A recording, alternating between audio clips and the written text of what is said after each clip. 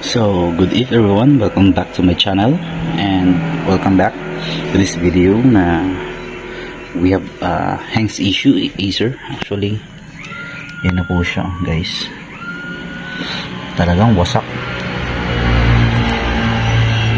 Tignan natin na, ayan yun, bubuklatan natin, basag na yung ano niya, bakal sa bakal, ayan yun.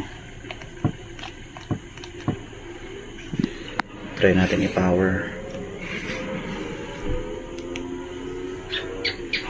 So, ayun. Detape na po siya. Basag na po yan. Detape na po siya. So, bukas buhay pa naman. So, kailangan na lang siyang isandal pag ganyan. So, yan yung gagawin natin. Wala, sira na siya. So, good pa naman yung laptop. Medyo madumi. I-make over natin yan. Okay. So, shutdown na natin and then babaklasin na natin.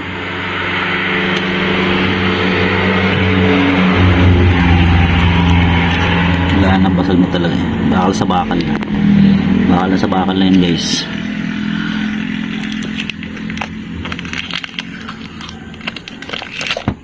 Ayan, wala na. Bakal sa bakal na yun, putol na.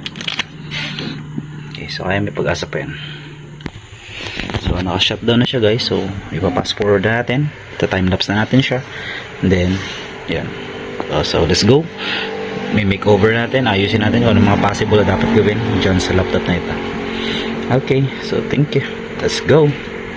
Ayan. Oh, basta yung bakal. Basta rin bakal dun. Wala na. Okay. So, let's go.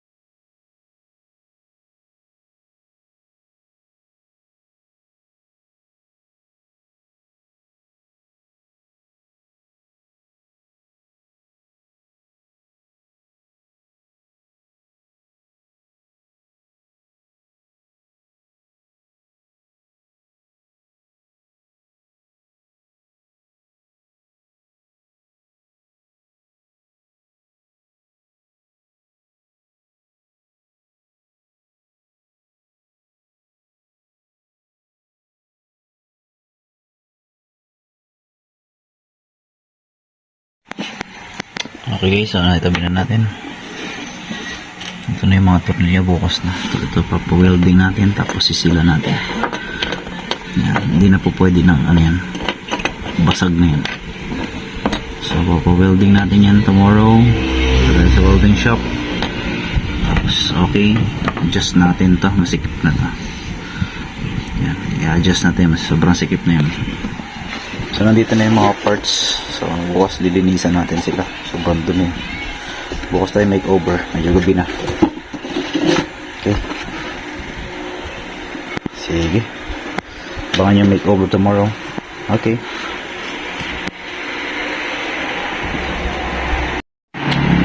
Okay, so ito na po ang ating finished product. Nalinisan na siya. Pulang-pula na siya.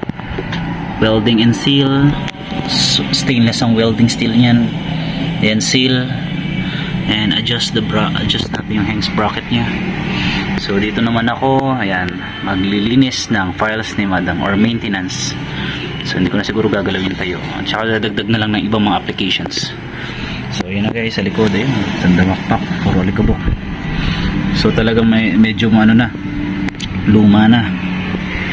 Okay, so check natin. Flip.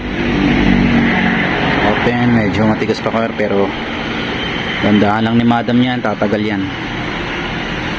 Okay, so yan na po siya. Hindi pa nag-slip siya pag na-flip. Dito yung slip mode magnetic niya. Okay, so ganun ganun guys yung pagre-repair. Medyo high level repair to. Putol talaga. Putol. Ayan, power natin. So putol siya guys. So yun na guys, so maraming salamat guys sa panonood at I hope na meron kayong natutunan or may idea na kayo pala kung paano masusolusyonan. May solution pa po sa mga ganong grabing damage ng hangs. Okay, so hindi nyo kailangan bumili ng laptop. Okay pa yung laptop nyo, yun lang issue. Madali lang po, nagagawa natin ng paraan niya. Okay, so maraming salamat and see you in my next video guys. Goodbye and don't forget to subscribe please guys. Watch this video and like and share guys, and don't forget to subscribe na rin. Subscribe na guys. Thank you. May suklay pa dyan.